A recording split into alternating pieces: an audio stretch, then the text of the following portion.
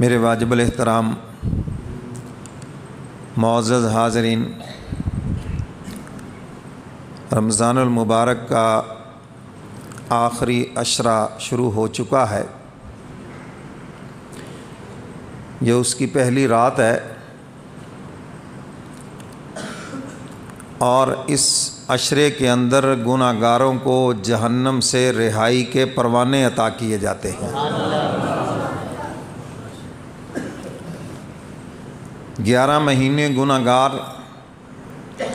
اللہ تعالیٰ کی رحمت کو تلاش کرتے ہیں، مگر رمضان کے مہینے میں اللہ کی رحمت گناہ گاروں کو تلاش کرتی ہے۔ اور حضور علیہ الصلاۃ والسلام نے اس شخص کے لیے بد دعا فرمائی ہے، ہلاک و برباد ہو جائے وہ شخص جو رمضان کا مہینہ پائے اور پھر اللہ سے اپنی بخشش نہ کروا سکے۔ آج لوگ پیروں فقیروں کی بد دعا سے ڈرتے ہیں، دو جہاں کے سردار کملی والے پیغمبر کی بد دعا سے کیوں نہیں ڈرتے؟ حضور بد دعا فرما رہے ہیں وہ ہلاک ہو جائے، برباد ہو جائے جو رمضان کا مہینہ پائے اور پھر اللہ سے اپنی بخشش نہ کروا سکے، کیونکہ رمضان کے مہینے میں اللہ کی بخشش عام ہے۔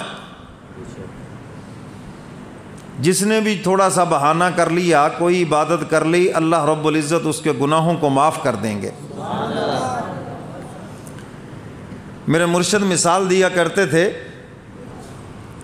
فرمایا ایک آدمی چوک میں کھڑا ہو جائے اور وہ 100 روپے بانٹ رہا ہو، وہ نہ دیکھے امیر ہے، نہ دیکھے غریب ہے، کالا ہے، گورا ہے، شہری ہے، دیہاتی ہے، پڑھا لکھا ہے، ان پڑھ ہے، کچھ نہیں دیکھ رہا، وہ جو بھی ہے 100 روپے دے رہا ہے۔ آپ اپنے بچے کو بھیجیں کہ تم بھی جاؤ لے آؤ بھائی، آپ کا بچہ جائے اور راستے سے واپس آ جائے اور کہے کہ ابا جی مجھے تو ملا ہی نہیں ہے، اب بتاؤ قصور اس بچے کا ہے یا اس بانٹنے والے کا ہے؟ بچے کا ہے نا، یہ گیا ہی نہیں، کیونکہ دینے والا تو سب کو دے رہا ہے۔ تو میرے مرشد فرمایا کرتے تھے قصور بندوں کا ہے، اسی لیے حضور بد دعا فرما رہے ہیں کہ اللہ کی رحمت تو اتنی عام ہے۔ حدیث مبارکہ میں ہے جس نے روزے رکھے اس کے پچھلے گناہ معاف ہیں، جس نے تراویح پڑھ لی اس کے پچھلے گناہ معاف ہیں۔ فرمایا جس نے کسی مسلمان کو روزہ رکھوایا یا افطار کروایا، فرمایا یا رمضان کی راتوں میں کوئی بھی آ کے خدا کے سامنے رویا، فرمایا آخری طاق راتوں میں کوئی بھی اللہ کے سامنے جس نے آ کے دامن پھیلایا، حق تعالیٰ نے سب کو معاف فرما کے ان کا بیڑا پار کر دیا ہے۔ اب اس کی بخشش جب اتنی عام ہو تو پھر کوئی اپنی بخشش نہ کروا سکے تو حضور اس کے لیے بد دعا فرما رکھے ہیں۔ اور کتنے ہمارے بھائی ہیں، آپ آگے الرٹ ہو کر بیٹھے، آپ آگے چلیں، ادھر آپ نہل ہیں، ادھر چلیں آگے، شاباش، الرٹ ہو کر بیٹھو۔ جو جس کام کا اہل ہو نا اس کو آگے ہونا چاہیے۔ بعضوں کو شوق ہوتا ہے امام کے پیچھے کھڑے ہو جائیں۔ اب میں ان سے پوچھتا ہوں بھی اگر امام کا وضو ٹوٹ جائے تو آپ میں لیاقت ہے کہ نماز پڑھا لیں گے؟ نہیں جب مجھے تو قل ہو اللہ بھی نہیں آتی۔ تو میں نے کہا پھر وہاں کھڑے ہوں نا جہاں آپ کا مقام ہے، تو یہ ایک ڈیوٹی ہے، آپ آگے ہو کر الرٹ ہو کر بیٹھے۔ تو میرے محترم سامعین، رمضان کے مہینے میں اس کی بخشش عام ہے۔ فرمایا جو بھی آئے گا اللہ تعالیٰ اس کو بخش دیں گے، اس کے گناہوں کو بخش دیں گے۔ لیکن کتنے ہمارے بھائی ہیں جو غفلت میں، جن کو پتہ ہی نہیں رمضان آیا کہ نہیں، نہ روزے رکھے، نہ تراویح پڑھی، بلکہ ان کے لیے رمضان ایک بوجھ بنا ہوا ہے کہ کب ختم ہوگا۔ اور عید کے دن وہ پھر معصوم سی ٹوپیاں پہن کر عیدگاہ میں سب سے پہلے کنارے پہ آ کے بیٹھے ہوں گے، اور عید کی نماز کی جلدی بھی انہی کو ہوگی۔ میرے محترم سامعین، سیدنا علی مرتضیٰ رضی اللہ تعالیٰ عنہ کا قول سن لیں۔ قبرستان تشریف لے گئے اور فرمانے لگے تمہیں پتہ ہے کہ ان قبر والوں کی کیا خواہش ہے؟ یہ چاہتے ہیں کہ ہمیں ایک گھڑی زندہ کر دیا جائے اور ہمیں رمضان المبارک کی وہ گھڑی عطا کر دی جائے اور وہی ہماری بخشش کے لیے کافی ہو جائے۔ میں اور آپ اس کو معمولی سمجھتے ہیں، یہ بہت بڑی نعمت ہے، اور یہ امت محمدیہ کو بخشنے کا بہت بڑا بہانہ ہے۔ اللہ تعالیٰ کو اپنے محبوب سے پیار ہے، محبوب کی امت سے بھی پیار ہے، اور اللہ تعالیٰ اپنے محبوب کی امت کو بخشنا چاہتے ہیں، اور اتنے بہانے امت محمدیہ کے لیے بخشش کے ہیں، اتنے بہانے اللہ نے پہلی امتوں کو نہیں عطا فرمائے۔ حق تعالیٰ نے اپنے بندوں سے پیار کی حد فرما دی۔ رمضان کا مہینہ دیا، بخشش کا سیزن ہے، چلو بھی 20 دن غفلت میں گزر گئے، اب عتقم من النار، جہنم سے آزادی کی لوٹ سیل لگا دی، آ جاؤ بھی چلو اسی طرح ہی صحیح، آخری 5 طاق راتوں میں آ جاؤ، ہم تمہارا یہی بہانہ قبول کر لیں گے۔ اچھا، بہت سے لوگ پوچھتے ہیں جی مولوی صاحب یہ رات جاگنے کی ہے؟ میں کہتا ہوں نہیں، رات تو عبادت کی ہے۔ جاگنے میں اور عبادت میں بڑا فرق ہے۔ خالی جاگنے سے تو کچھ نہیں ملے گا، اگر خالی جاگنے سے کچھ ملتا تو سارا کچھ یہ چوکیداروں کو مل جاتا۔ کیوں جی ہر رات جاگتے ہیں یا نہیں جاگتے؟ تو خالی جاگنے سے نہیں ملے گا، عبادت سے ملے گا۔ اور عبادت کا یہ مقصد نہیں ہے کہ آپ ساری رات ہی جاگ کر عبادت کریں، کیونکہ ان کی عبادت تو نفلی ہے، اور نفلی عبادت کے اندر یہی حکم ہے جتنا آسانی کے ساتھ تم عبادت کر سکتے ہو کر لو، اور جب نیند آ جائے تو آرام سے سو جاؤ۔ لوگ سمجھتے ہیں شاید طاق راتوں کا مطلب یہ ہے کہ بس ایک لمحہ نہیں سونا، نہیں بھی ایسا نہیں ہے۔ مغرب کی اذان ہوئی، اب طاق رات شروع ہو گئی، صبح تک ہے، آپ نے مغرب کی نماز پڑھی، یہ بھی عبادت میں داخل ہے، عشاء کی نماز پڑھی، یہ بھی عبادت میں داخل ہے، تراویح پڑھی، یہ بھی عبادت میں داخل ہے، بیان میں بیٹھ گئے، یہ بھی عبادت میں داخل ہے۔ اللہ تعالیٰ سے گڑ گڑا کے دعا مانگ لی، بس وہ طاق رات کی عبادت کا جو مقصد تھا وہ پورا ہو گیا۔ اب اگر اللہ اور توفیق دے، باقی رات آپ صلاۃ و تسبیح پڑھ لیں، نوافل پڑھ لیں، اور نوافل میں کوئی ضروری نہیں ہے کہ آپ نے کھڑے ہو کر ہی پڑھنے ہیں، بھئی کھڑے ہو کر نہیں پڑھ سکتے تو بیٹھ کے پڑھ لیں، نفلوں میں اجازت ہے، صلاۃ و تسبیح پڑھ لیں۔ اگر کچھ بھی نہیں پڑھنا تو قرآن کی تلاوت کر لیں، اور اگر تھک گئے ہیں، دن کے کام کاج سے بھی تھکے ہوئے ہیں تو کوئی بات نہیں ہے، اس نیت سے سو جائیں کہ میں ذرا تازہ دم ہو جاؤں تو پھر دوبارہ اٹھ کے نوافل پڑھ لوں گا، تو آپ کا یہ سونا بھی عبادت کے اندر لکھا گیا۔ تو میرے محترم سامعین، طاق رات کے اندر کسی نہ کسی طرح کوئی نہ کوئی عبادت کر لیں، خالی نہ جائے۔ ساری رات جاگ لیں، ساری رات عبادت کر لیں تو بڑی بات ہے، لیکن اگر جتنا جاگ سکتے ہیں، تھوڑا جاگ سکتے ہیں تو کوئی بات نہیں، پھر کیا ہوا؟ مایوس نہ ہونا، اور یہ نہ سمجھنا کہ ہمیں شاید شب قدر نہیں ملے گی۔ نہیں بھئی، آپ نے اگر خالی دعا بھی مانگ لی تو پھر بھی شب قدر ملے گی، آپ اس کی برکات سے محروم نہیں ہوں گے، کیونکہ اللہ نے اپنے محبوب کی امت کو بخشنا ہے، اور بخشنے کے اتنے بہانے ہیں۔ دعا مانگی جا رہی کہ یا اللہ گناہوں کو معاف کر دے، اب یہ دل سے بھی نہیں مانگ رہا، ویسے ہی ہاتھ اٹھا رکھے ہیں اور اس نے کہہ دیا آمین، اللہ فرماتے میں نے تو اس کو بھی معاف کر دیا ہے۔ جو اتنا بڑا معاف کرنے والا ہے، اتنا عطا عطا کرنے والا ہے، تو پھر کمی تو ہماری طرف سے ہے، اس کے دینے میں تو کوئی کمی نہیں ہے، کمی تو ہمارے معافی مانگنے میں ہے، اس کے معاف کرنے میں تو کوئی کمی نہیں ہے۔ حضرات صحابہ کرام تشریف فرما ہیں، پہلی امتوں کا قصہ چل رہا ہے، ان کی 1000 سال عمر تھی، 1500 سال عمر تھی۔ حضرت نوح علیہ السلام نے 950 سال تبلیغ کی، تو ایک صحابی نے آہ بھری، ان کی اتنی لمبی عمریں اور انہوں نے اتنے سال اللہ کی عبادت کی، ہم تو پھر کبھی بھی ان کے مقام کو نہیں پہنچ سکتے، ہم تو کبھی بھی اتنی عبادت نہیں کر سکتے، ہماری تو عمر ہی بہت تھوڑی ہے۔ امت محمدیہ کی جو اوسط عمر ہے وہ 63 سال ہے، 60 سال اوسط عمر ہے۔ اس امت محمدیہ کی 60 سال اوسط عمر ہے اور ہمارے نبی کی عمر مبارک 63 سال ہے. تو پہلی امتوں کی عمریں 1500 سال. اچھا ذرا 60 سال کا حساب تو لگائیں. 15 سال تو اس میں گزر گئے بچپن کے, اور پیچھے کتنے بچے؟ 45. بغیر کیلکولیٹر کے حساب کر لیں کتنے بچے؟ 45. اچھا 45 سال بچے. اچھا 45 سال میں آدھی راتیں ہیں آدھے دن ہیں جی, اس کو تقسیم کریں تو پھر کتنے بچے؟ 22.5 سال. بس سامان 100 برس کا اور پل کی خبر نہیں, آگاہ اپنی موت سے کوئی بشر نہیں. یہ 22.5 سال کی زندگی جس کے لیے لوٹ گھسوٹ, رشوت, ملاوٹ, دھوکہ, فریب, فراڈ, صرف اتنی سی زندگی کے لیے. اور آخرت کے مقابلے میں تو یہ ویسے بھی 2 سوا 2 منٹ کی زندگی بنتی ہے. اب 22.5 سال کی زندگی وہ ہے جو ہم نے سو کر گزار دی, اور یہ بھی وہ ہیں جو عشاء کی نماز کے بعد سوتے ہیں اور فجر کی نماز کے لیے اٹھتے ہیں. اب جو خیر سے رات کو 12 بجے سوئیں اور دن کو 35 بجے اٹھیں, ان کا اللہ ہی حافظ ہے. اور آج کل زیادہ تر ہیں ایسے ہی ہیں. کیوں جی ایسے ہیں یہ نہیں؟ ہاں صبح کے ٹائم فون کر کے دیکھ لیں, صاحب بہادر ملے گا ہی نہیں. رات کو 2 بجے بھی فون کریں ایکٹیو ملیں گے آپ کو بالکل. تو 22.5 سال ہم نے سو کر گزار دیے. کتنا آسان ہے نسخہ.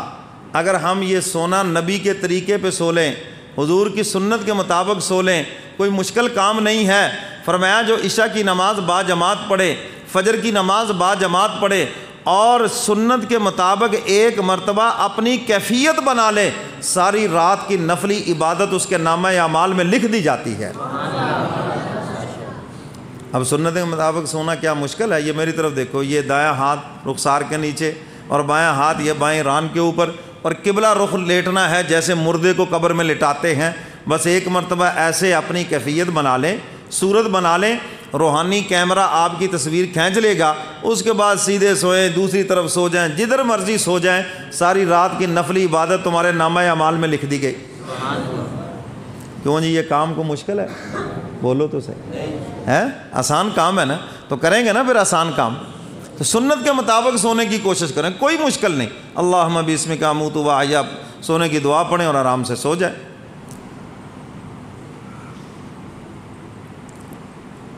تو میرے محترم سامعین, امت محمدیہ کی بہت چھوٹی عمر, 60 سال عمر ہے, بوڑھی امت ہے یہ. لیکن فرمایا یہ آئی تو بعد میں ہے, مگر حضور کی نسبت کی وجہ سے جنت میں سب سے پہلے جائے گی. تو اس صحابی نے جب یہ بات کہی, سورہ قدر نازل ہو گئی. فرمایا انا انزلناہ فی لیلۃ القدر. جگا دو ذرا, جگا دو جو سو رہے ہیں, بلند آواز سے. ہاں یہاں سونے کا ماحول نہ بنائیں. ہاں, اور آپ سوئیں گے تو آپ کے ساتھ 3-4 اور بھی سو جائیں گے. سونا نہیں ہے یہ. اور بہت میں اس عادت کے خلاف ہوں کہ دینی مجالس میں آپ سوئیں. ہیں جی, بیان ہو رہا ہے اور لوگ سوئے پڑے, انتہائی غلط عادت ہے یہ. اچھا آپ مجھے یہ بتائیں, کبھی آپ نے کسی کو افطار پارٹی پہ سوتے ہوئے دیکھا ہے؟ شاید کسی کو دیکھا ہو, کوئی شادی حال میں دیکھا ہو کہ وہاں تو سوئے ہوئے شیر بھی جاگ جاتے ہیں, میں یہ ڈالتا ہوں تم وہ پکڑ کے لاؤ. وہاں سب جاگ جاتے ہیں. جسمانی خوراک ہو تو الرٹ ہو کے بیٹھتے ہیں, اور روحانی خوراک ہو تو سونا شروع کر دیتے ہیں. تو بھائی روح کو خوراک مل رہی ہے تو اس لیے ذرا جاگ کر بیٹھیں. آپ ظاہری طور پر نہیں جاگیں گے, ہم آپ کے دلوں کو کیسے جگائیں گے؟ یہ بات دل میں پھر کیسے اترے گی؟ تو اس لیے بیان سننے کا, واز سننے کا یہ ادب ہے کہ پوری توجہ کے ساتھ سنیں. جو بیان کر رہا ہے اس کی طرف دیکھیں بھی, اور آنکھیں کھول کے سنیں. جن کو بستروں پہ نیند نہیں آتی, ہماری تقریروں پہ سوئے ہوئے ہوتے ہیں ماشاءاللہ. اور بعضوں کا یہ مزاج ہوتا ہے, تقریر بعد میں شروع ہوتی, وہ سو پہلے ہی جاتے ہیں, اور کوئی گردنیں جھکا کے بیٹھ جاتے ہیں جیسے مراقبہ کرنا ہو. تو میں نے مراقبہ نہیں کروانا, میں نے تو بیان کر رہا ہوں, چند باتیں چند احادیث سنا کے بس ابھی دعا کراتا ہوں. کوئی اتنا لمبا چوڑا پروگرام نہیں ہے کہ آپ سمجھے پتہ نہیں ساری رات جاگنا ہے. فرمایا انا انزلناہ فی لیلۃ القدر. نہیں ابھی بھی نہیں جاگے, ابھی بھی کچھ سو رہے ہیں, ان کے چہرے بتا رہے ہیں. ذرا بلند آواز سے سبحان اللہ. اب نہیں سوئیں گے انشاءاللہ العزیز. اور آپ کے جنت میں اتنے ہی اونچے درخت لگیں گے جتنی اونچی آپ نے سبحان اللہ کہا ہے. ٹھیک ہے, حدیث مبارکہ کا مفہوم ہے, جنت میں درخت لگتے ہیں جب آدمی سبحان اللہ کہتا ہے. ایک جگہ ہم بیان کرنے گئے تو ایک بابا جی پہلے بڑے چیخے سبحان اللہ، پھر خاموشی سے بیٹھ گئے. میں نے کہا کیا بات ہوگی بزرگوں، ابھی تو کہہ رہے تھے. کہنا جی جنت میں درخت لگ رہے ہیں. میں نے کہا کہیں ساری جنت میں درخت نہ لگ جائیں، سردیوں میں دھوپ کے لیے تھوڑی سی جگہ رہ جائے میرے لیے، اس لیے خاموش ہو گیا. تمہارے اندر بھی مجھے لگتے ہیں کچھ ایسے بیٹھے ہیں جو اسی ٹینشن کا شکار ہیں کہ سردیوں میں دھوپ کے لیے جگہ رہ جائے، وہاں حکا پیا کریں گے بیٹھ کر. ہاں تو قرآن سن کے کیا کہنا بھائی؟ فرمایا انا انزلناہ فی لیلۃ القدر وما ادراک ما لیلۃ القدر. حق تعالیٰ فرماتے ہیں ہم نے قرآن کریم کو لیلۃ القدر میں نازل فرمایا. یہ قرآن اتنی عظیم کتاب ہے، جس امت کے لیے بھیجی گئی ہے وہ امتوں کی سردار ہے، اور جس نبی کے قلب اطہر کے اوپر نازل ہوئی وہ نبیوں کا سردار ہے. اور فرمایا ہم نے جس مہینے میں بھیجا وہ مہینوں کا سردار ہے، اور ہم نے اس قرآن کو جس رات کے اندر نازل کیا وہ ساری راتوں کی سردار ہے. انا انزلناہ فی لیلۃ القدر، ہم نے قرآن کریم کو لیلۃ القدر میں نازل فرمایا. لوح محفوظ سے آسمان دنیا کے اوپر ایک مرتبہ اکٹھا لیلۃ القدر میں نازل فرمایا، اور پھر آسمان دنیا سے لے کر میرے کملی والے پیغمبر کے قلب اطہر تک 23 سال کے اندر اس کی تکمیل ہوئی ہے. پھر 23 سال کے عرصے میں نازل ہوا. جو بھی آیت اترتی صحابہ پوچھتے حضور اس کو کس سپارے میں رکھنا ہے، کس صورت میں رکھنا ہے، کس آیت سے پہلے رکھنا ہے، کس آیت سے بعد میں رکھنا ہے، اور اس کا مطلب کیا ہے اور اس کا مفہوم کیا ہے. میرے محبوب ہم نے قرآن کریم کو لیلۃ القدر میں نازل کیا، اور آپ کو کیا معلوم یہ لیلۃ القدر کیا ہے؟ فرمایا لیلۃ القدر خیر من الف شہر. یہ لیلۃ القدر 1000 مہینوں سے بہتر ہے نا. لیلۃ القدر کی جو عبادت ہے وہ 1000 مہینوں سے بہتر ہے. 1000 مہینوں کے جب سال بنائے 83 سال بن گئے. کتنے سال بن گئے؟ کتنے سال بن گئے؟ 83 سال. اور 83 سال سے بھی زیادہ حضور علیہ الصلاۃ والسلام نے جب یہ سورہ نازل فرمائی تو صحابہ کے چہرے خوشی سے دمک اٹھے کہ اب تو اگر 4-5 راتیں بھی زندگی میں اور مل گئیں تو 83 سال کی مقبول عبادت مل گئی تو ہم تو پھر پہلی امتوں سے ثواب میں بہت آگے نکل جائیں گے. سب سے مہنگی عبادت اس لیلۃ القدر کے اندر ہے. 1 منٹ کی عبادت بھی تقریباً کوئی ہفتے کی عبادت کے برابر ہے، یاد رکھنا. تو اس لیے جتنا ہو سکے ان راتوں کے اندر مولا کو رو رو کے منا لو. اور مقصد بھی یہی ہے اکٹھا کرنے کا. کوئی مٹھائی شٹائی مقصد تھوڑی ہے، وہ تو آپ سارا سال کھاتے ہیں. مقصد یہی ہے اکٹھے ہو کر اللہ سے توبہ کر لیں، معافی مانگ لیں، اور پتہ نہیں کس کی توبہ کی برکت سے اللہ سب کو معاف کر دیں. حدیث مبارکہ میں آتا ہے حضور علیہ الصلاۃ والسلام واعظ فرما رہے تھے تو ایک صحابی بیچ میں اونچی اونچی رونا شروع ہو گئے. کچھ صحابہ ان کو منع کرنے لگے. حضور نے فرمایا نہیں نہیں ان کو رونے دو. اور پھر آپ نے بیان میں فرمایا مجھے جبریل امین خبر دے گئے ہیں انہوں نے جو توبہ کی ہے نا اگر اس کو مدینے پہ تقسیم کر دیا جائے تو اللہ سارے مدینے کو معاف کر دیں گے. اللہ تعالیٰ کو رونا پسند ہے، مخلوق کو ہنسنا پسند ہے. لوگوں کو ہنس کے دکھایا کرو اور مولا کو رو کے دکھایا کرو. مگر ہم نے الٹ کر دیا، اللہ کے آگے رونا ہی چھوڑ دیا. مخلوق کے آگے روتے ہیں. کوئی اس کے آگے بیٹھا دکھ رو رہا ہے، کوئی SHO کے آگے بیٹھا دکھ رو رہا ہے، کوئی MPA کے پاس جا کے بیٹھ کے دکھ رو رہا ہے، کوئی کسی وڈیرے کے پاس بیٹھ کے دکھ رو رہا ہے. اللہ فرماتے دکھ میں نے دیے ہیں، آؤ میرے دربار کے اندر آ کر رو، تمہارے دکھوں کو میں دور کروں گا. خدا کے دربار میں سب کچھ ہے، آنسو نہیں ہے. اور جو چیز بادشاہوں کے خزانے میں نہ ہو، دوسرے خزانوں سے دوسرے ملکوں سے منگوائی جائے اس کی بڑی قدر ہوا کرتی ہے۔ اللہ کے خزانے میں گناہ گار کے آنسو نہیں ہیں، اس لیے حق تعالیٰ اس کی بڑی قدر فرماتے ہیں۔ فرمایا جب کوئی خدا کے دربار میں آ کے روتا ہے، اپنے کیے پہ شرمندہ ہوتا ہے، اللہ نے قسمیں اٹھا کے فرمایا مجھے اپنی عزت کی قسم، جلال کی قسم، اپنی عظمت کی قسم، اللہ فرماتے ہیں جس نے میرے سامنے آ کے ندامت کے آنسو بہائے میں اس کے گناہوں کو ضرور معاف کروں گا۔ تو خدا کے دربار میں جس کو رونا آ گیا اس کی تو بات بن گئی۔